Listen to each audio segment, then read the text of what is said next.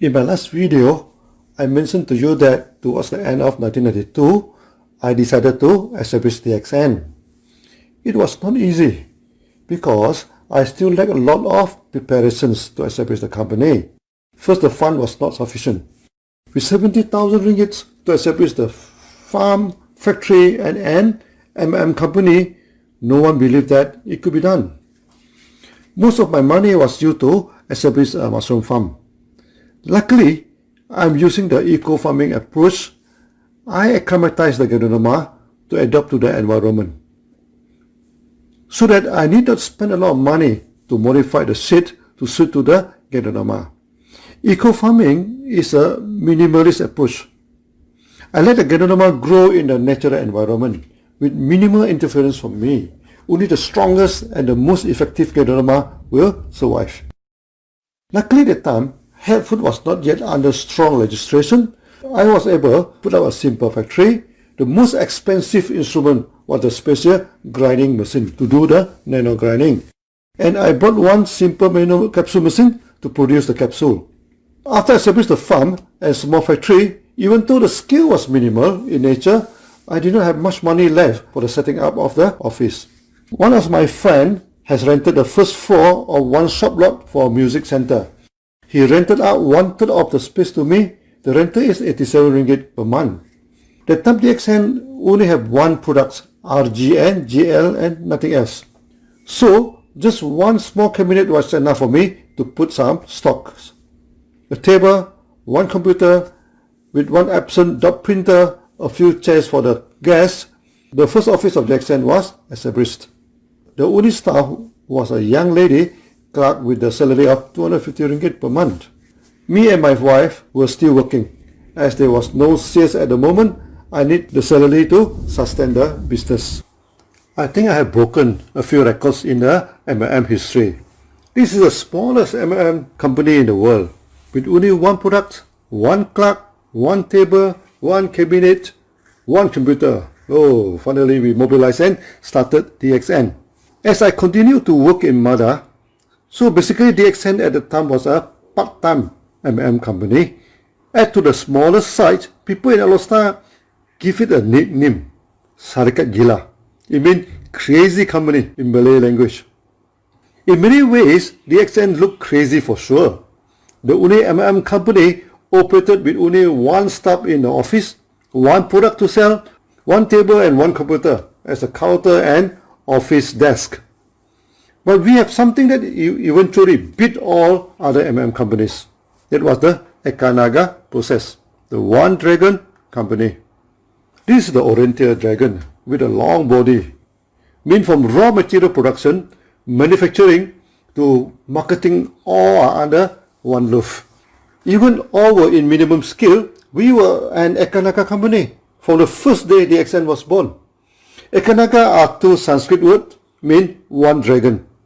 DXN was the only company that using Sanskrit for the company motto. We have three Eka, the three one in the beginning, Ekanaga, Eka Pasar and Eka Minda. Pasar is the Malay equivalent of bazaar, mean market. Minda is mind. So that DXN is a one dragon, one market and one mind company. From the very first day it was born. The people in Alor almost laughed to death when they heard the one world, one market from DXN, which in Malay we call it Satu Dunia, Satu Pasaran. Many thought that I have lost my sense and become lunatic. DXN do not even acquire any members in the nearby city, and yet talking about link all markets in the world together as a single market, that you can sponsor the people in other country as you sponsor your neighbor. In front of DXN office is the Youth Sport Club in Kedah. The rental for the meeting hall was cheap, only 30 ringgit per night. So I rented a small meeting hall to start the first meeting of DXN. I called and invited as many people as I could, more than 100 of them. And I spent a lot of effort, to prepare for the first meeting. My brother-in-law is running a photo shop for taking wedding photo. I borrowed video camera from him and took some video on DXN Ganoderma, record the various growing stages of Ganoderma and my experiment on the chicken and etc. And I took some slides too, used them in the Photoshop of my brother-in-law and borrowed his slide presenter to cast a slide on the white wall. At evening, about 12 people came for the meeting. All of them were my friends. Especially one of them was doing well in one company. I have a high hope for him to join me. I did not have enough money to do some printing. At the time, printing was costly, and they were always minimum quantity for the first printing. I think maybe I should save money on that. So many of the printed material that I can provide were all photostated. I went to the best photostat shop in the town and made the best copies to my best effort. The time the video was recorded in a bulky cassette, CD were in its infancy and very costly to burn it, and thumb drive was basically non-existent for the computer at the time. So I prepared about 20 cassettes of video.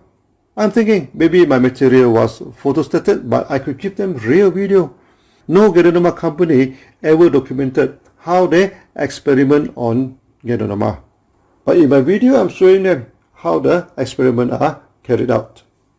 I also prepare some coffee and snacks, trying to make my guests comfortable. Finally, the meeting started. How I come to know Ganoderma from the villager, on my way to supervise the Pudu Dam, how I go into the forest to forage for Ganoderma. They were not impressed. To them, only App Origin goes into the forest to forage. One of them even asked me, Lim, you're the engineer, and you can get Ganoderma easily from China and Taiwan. Why go to the forest hunting for it like Olang Asri, the App Origin? What they mean was that, look, you are a well-educated engineer, and you can get the product easily from the third party. You should wear smart and present yourself nicely. Once you go into the forest and forage like App Origin. I told them my stories of going to the forest, experiments on chicken will be great stories for them. I have made a huge mistake. They do not have good thinking about forests. Rest about the chicken, which is supposed to eat them, no? Not enjoying seeing them fly like a phoenix and spend the night on top of the tree like an eagle. They did not come for the meeting to listen to my Ganoderma story. They came out of curiosity. Why I'm working as a senior engineer in the government with such a secure job and easy life? Why should I go to the forest and deal with the chicken? They did not know the job of an engineer was not easy for me, and I love wilderness and forest. On one occasion, I did follow my father, went into forest looking for some herbs that remain sweet memory to me to this day. But my romantic feeling about the forest was not shared by them. They felt that my parents had spent so much money and effort to educate me. Finally, I became an engineer and working in a government job, and they call the government job a steel bowl. Meaning the job is always secured. You will not get fired. This was the dream of many families, to let his son or daughter to work for the government. And now that Lim will leave his job and go foraging in the forest and give them photostated materials and having meeting in cheap spot community center. All MMM company are having meeting in good looking hotel. None of them will come to cheap community center, rent a cheap hall and try to convince people that they are good company for them to join. I showed the video to them, presented the slide to them. And when I come to the marketing slide, I told them the accents I'll go for one world, one market. They burst into laughter. One of them asked me, what is the nearest town to Alostar? That was a funny question. Everyone knows it is Simpang Apat. That means the crossroad, as two roads intersect through the town. A small but beautiful town, about 8 kilometers away. I asked him why. He asked further, how many members do you have in that town? I answered none. They burst into laughter again. I don't even have a single member from the nearest town, and I talk about going worldwide for the so-called one world, one market. At first, I thought the one world, one market was such a beautiful phrase that I could coin it, link the whole world together, sponsor the foreigner, just like you sponsor your neighbor. The forest and the chicken already too much for them. Then come the one world, one market concept again. That was a huge joke for them. Half of them went to the toilet halfway, never come back. They did not even wait till the coffee break. After the coffee break, all of them excused and went home. I'm supposed to tell them the marketing plan after the coffee break. None of them were interested. They came because they wanted to listen to me why from a secure job as an engineer I want to involve myself in agriculture and plant mushroom.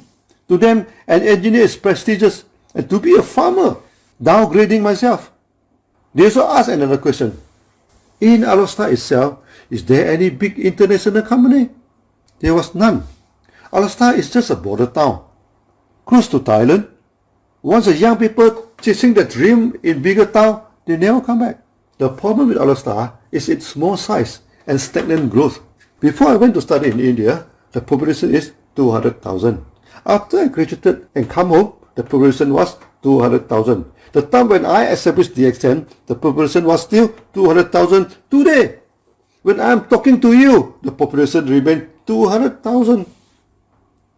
It is a stagnant town.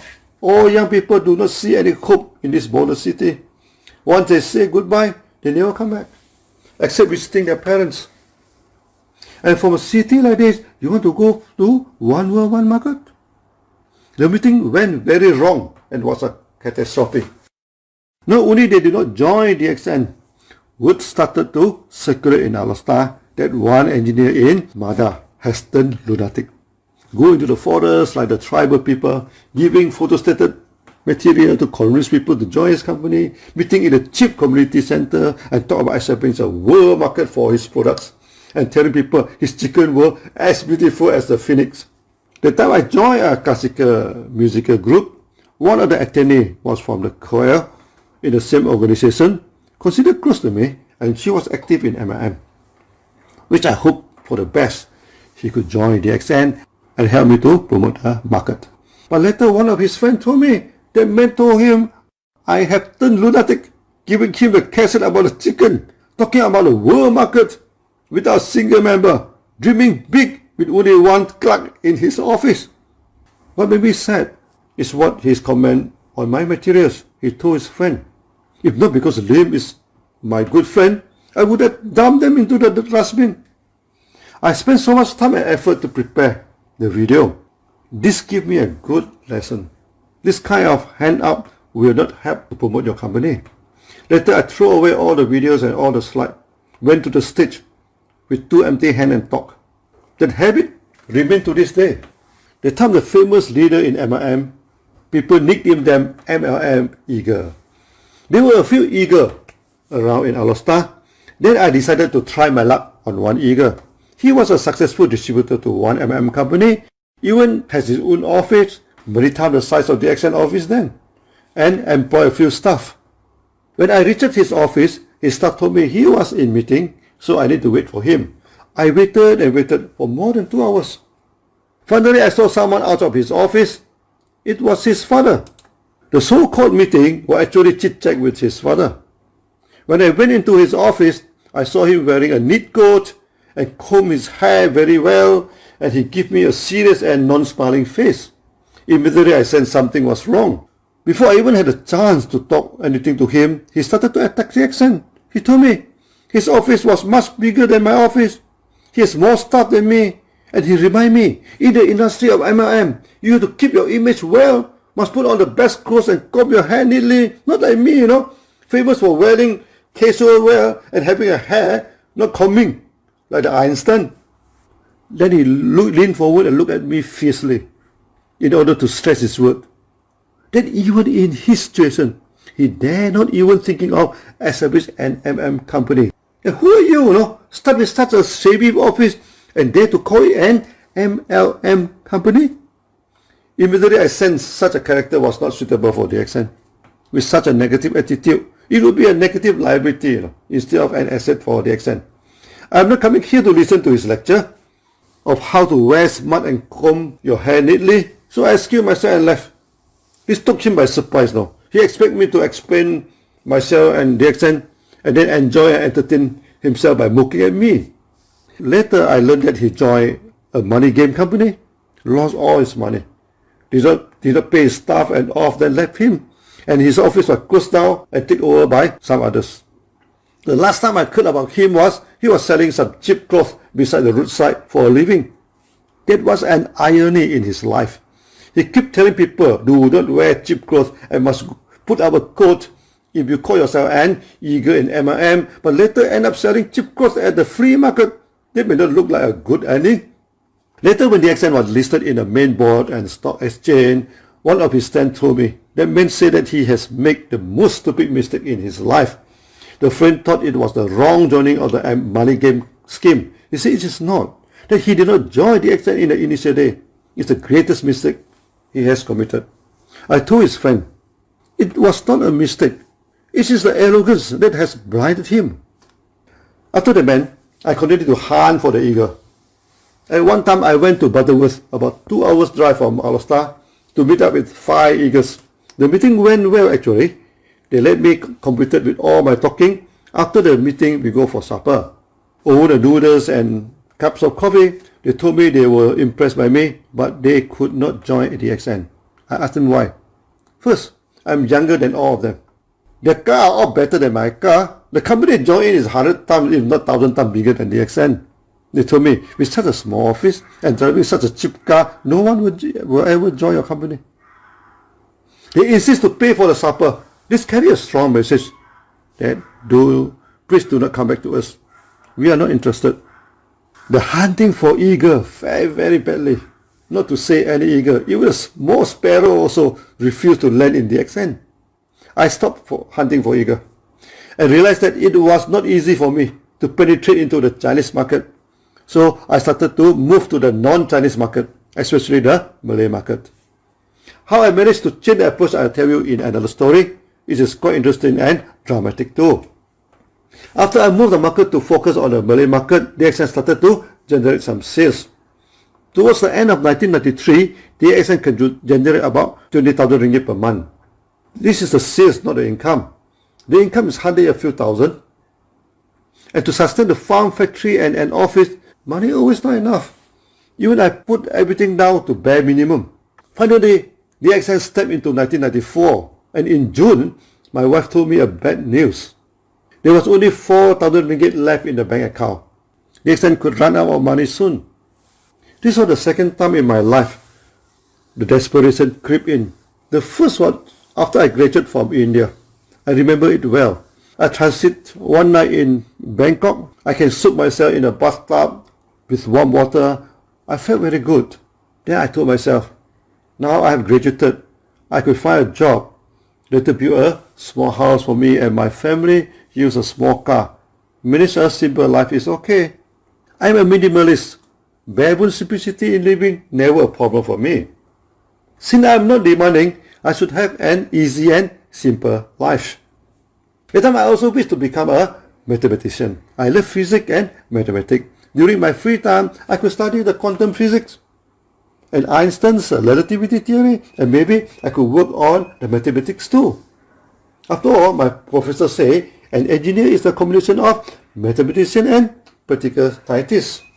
But not even 3 months into the job, my dreams shattered into pieces. The life of an engineer was not easy at all. In future, I will tell you more of the stories. My father was a small-time contractor. At the time, the economy was not good. Many of his clients did not pay him well, and his business collapsed too. The financial burden all landed on me. The salary always not enough. Many engineers at such situation may started to get some commission from the contractors because all the payment has to be certified by the engineer. When we practice shunya, there are 5 shall not. First, do no harm. Second, do not take what is not belong to you. Third, do not disrupt the harmony of a family and society. First, making no false claim. Fifth, and lastly, do not intoxicate yourself. These are the basic 5 principles to become a normal human being, and I try my very best to stick to it. The second law stated that we shall not take what is not belong to us. I never ask for commission from any contractor. And I also never find trouble with them. Instead, I try to help them as much as possible, solving many technical issues at the site and making computer programs so that they can prepare their claim easily. Many of them become my good friends. So, my dream to become a simple person, live a simple life, did not work. The real life is always not what we expected at all. So that was the first problem I am facing in my life. After I started DXN, I also stopped doing any other business. So my salary together with that of my wife are the only two sources of money. Even that, the salary can hardly cover all expenses. Me and my wife think that maybe it's wise to stop the accent for a while. Later, when the situation improves, then could continue again. You remember the eager they made me wait for 2 hours in his office? Actually, the 2 hours was not a total loss. He has one downline came to visit him that day and saw me sit like an idiot for so long and come over to have some chit-chat with me. He was a friend of my sister, so he knew me because of her. Later, he also joined the eager to jump ship into money game, and apparently it was a wrong ship. He lost all his money too. The eager ended up selling genetic cloth at flea market, and he opened up a small noodle shop to sell noodle with a very funny name, Damn Hot Fish Head Rice Noodles. Just a few blocks from the house of my father-in-law, and he knew my wife too. After disclosed the bad finance news to me, my wife must have found me pale in the face. Then he proposed, why don't we go and eat that damn hot rice noodles run by an ex-MLM leader, aka the eager. Maybe the hot noodle can bring back some life to my face. When we were at the noodle shop, the man recognized me and greeted me warmly. I ordered the rice noodles. It was the name it claimed, extremely hot and spicy. I am sweating all over while eating it. The time was late afternoon, around 5 p.m. Not yet a time for dinner, so not many customers went to the shop. And he came over to chit-chat with me and asked me how was the doing of DXN. I told him things were bad. I planned to close down for a while. Then he said something that changed my life and the future of DXN too. He told me, look, Tim, when you are an MLM man, you always an MLM man. You should not stop. Once you stop, it is over. You will not be able to go back again. Then he pointed to himself and said, look at me, I stopped. This is the end. No way I can go back to MLM again. His words were like the lightning that shot and whooped through me. He even encouraged me, saying that your business already started. The products also started to move into the market. He knew I worked day and night to establish the company. He told me, focus on my energy, push forward. There's no return now. After that, some customer came and he had to serve them. I saw him sweating and focused in making the noodles. He was a good noodle man. Later, his shop became famous and quite a lot of people come here to try out his damn hot noodles. That's what probably the most worthwhile noodle I have taken in my life. That time it was also near to a public holiday. I told my wife, why not we go to the peak of Gunung Jerai, the highest peak in Kedah State, near to Alor with only 1 hour drive. Can oversee the paddy fields and the night is cool and pleasing, where government runs some sheltered at very affordable price. So we spent the night at the top of Gunung Jerai, or Mount Jerai in English. The evening was cool and pleasing. We sit at some stone bench that overlooked the paddy field and some small town along the main trunk road. We sit at some stone bench that overlooking the paddy fields and some small town along the main road. I knew the paddy fields well. It is under my supervision in Mada. That night was a beautiful night. The lamp of the small town and some houses are flickering softly. The chirping of the insects were very soothing. We sit there for quite some time without talking much. Then I told my wife, dear, I'm going to resign from Mada. She kept quiet for a while. It may not come as a surprise to her, as she knows that the job exerts too much pressure on me. And it was a matter of time I resigned from the job. After pondering for some time, he asked me the practical question. Now DXN was at the worst moment.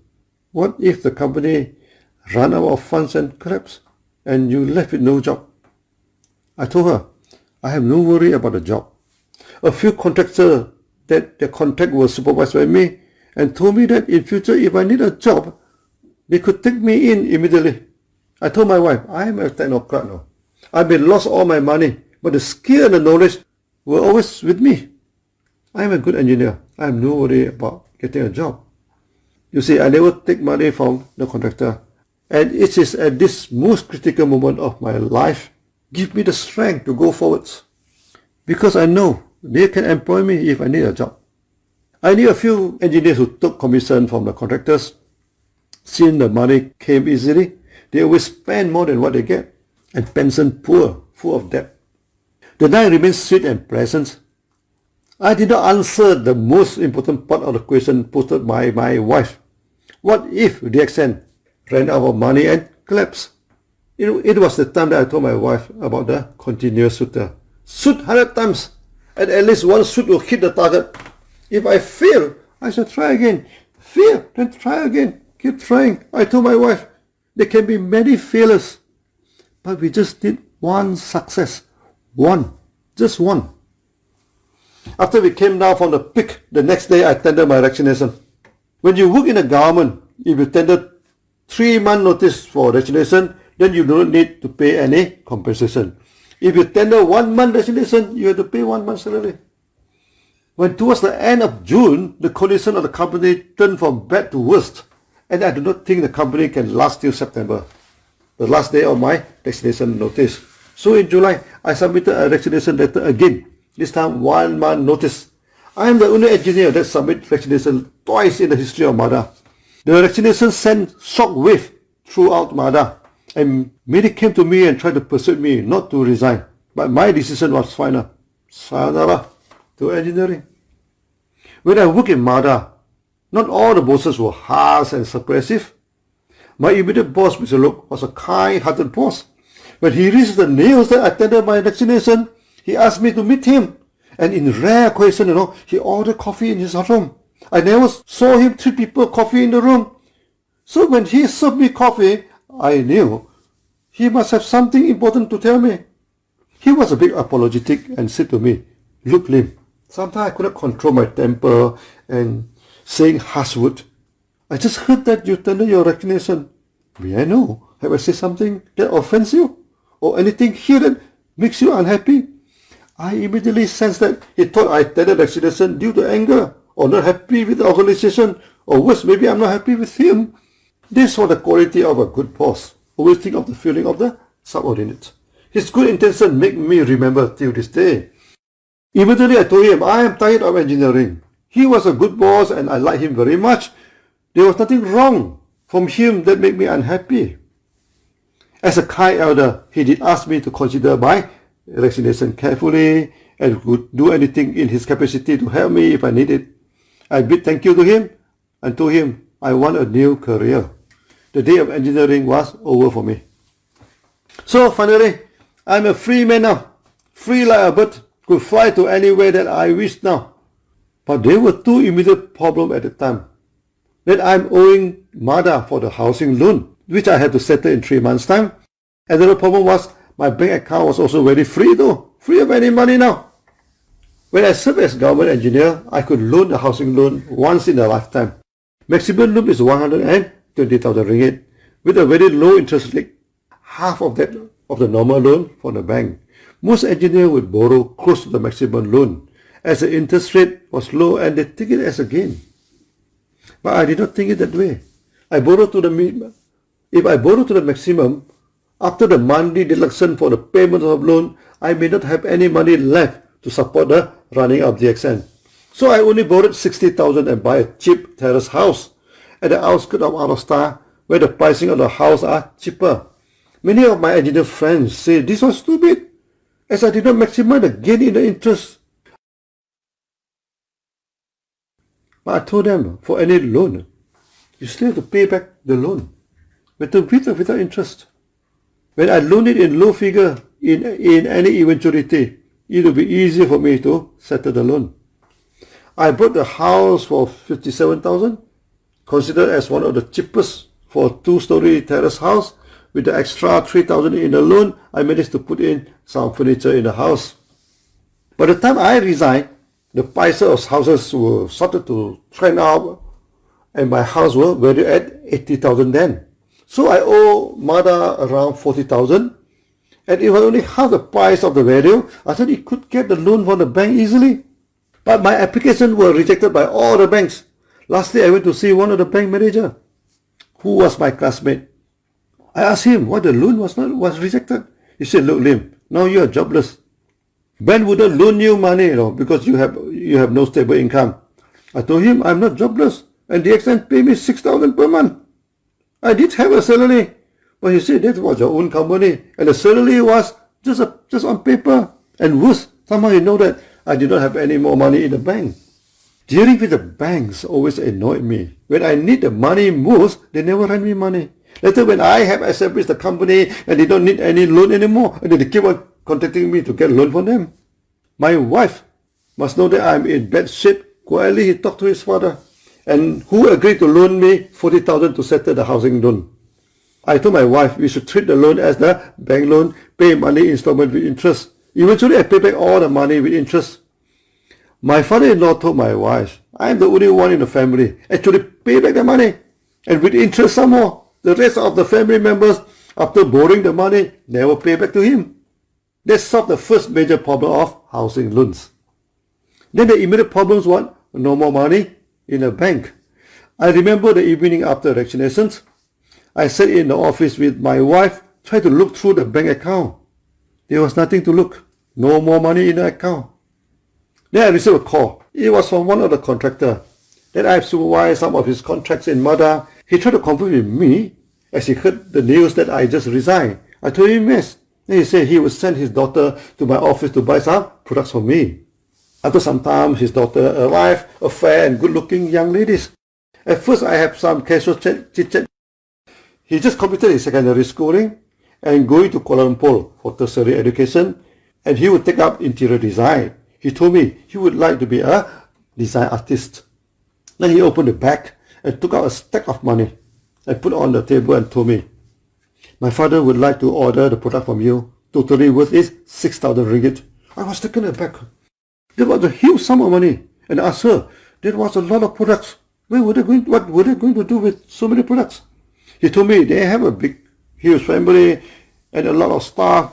There was no problem in consuming all these products. And more important, her father told her not to come home if I did not accept the money and sell the products to her. This was the first time I got some money from a contractor, and there was not a bright or illegal deal. As I'm no longer an engineer, there was no way I could help him now. And I exchanged it with goods. I told myself, it was a sales, not a bribe. I accepted the money and packaged the products to her.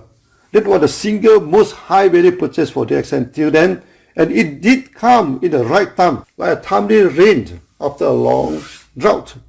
The total of the contractor chatting with me about interior design and asked whether she could be a good artist and designer. I assured her, she's neat, beautiful, and with a pair of intense and sparkling eyes, he would become an artist for sure. Actually, that night, he seemed like the most beautiful lady in the world, except my wife, of course. After this, a few contractors and my friends did come and buy products from me. As I am a disciplined engineer, I never accept commission from any contractor. They sure know that I need money after my resignation. Sometimes, when a person extended his hand during the time of need, then we know he was the true friend. I am thinking, karma does work in a positive way. Even though I did not take any money from the contractor, at the end of the day, I gain more than any engineer that take the commission. I dare to design because I know some of the contractors would take me in immediately if I need a job. Then out of my expectation, at the time of difficulty, some of them purchased the products to support me. So finally, DXN was running and kicking. In the next coffee talk, I will tell you how DXN developed the market in Malaysia. See you then. Bye bye. Para suscribirte, ingresa a nuestro canal de YouTube, dale clic en la palabra suscríbete, luego activa la campanita para que te lleguen todas las notificaciones de nuestro canal.